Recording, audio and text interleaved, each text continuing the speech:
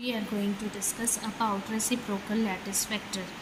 Every crystal lattice has two structures associated with it.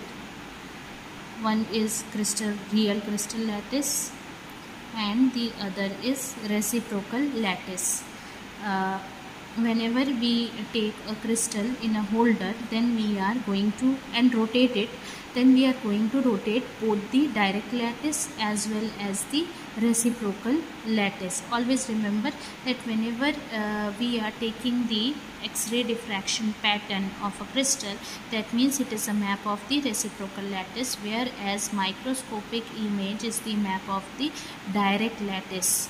Okay, so reciprocal lattice vectors K are defined as e raised to by the following condition: e raised to I k r is equals to 1, where r is real space lattice vector, and any reciprocal lattice vector can be expressed in terms of basis vectors a1, a2, a3 in the form r is equals to c1 a1 plus c2 a2 plus c3 a3, where c are integers, and the condition which is applied for reciprocal lattice vectors is that k dot r is equals to 2 pi n, where n is an integer. Okay, now the expression k dot r is equals to 2 pi n is satisfied if we can express k in terms of reciprocal lattice vectors b1.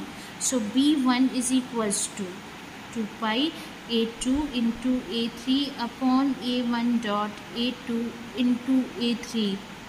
Similarly for b2, this will be like 2 pi a3 into a1 upon a1 dot a2 into a3. Denominators are same, but numerators are changing. You will see 2 pi a1 into a2 upon a1 dot a2 into a3.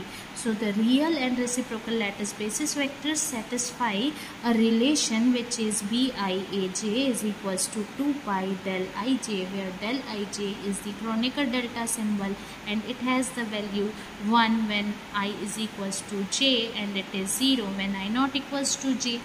And the points in reciprocal lattice are mapped by a vector set which is given by G is equals to v1 v1 plus v2 v2 plus v3 v3, where v1 v2 and v3 are integers, and a vector G of this form is known as reciprocal lattice vectors. That's all.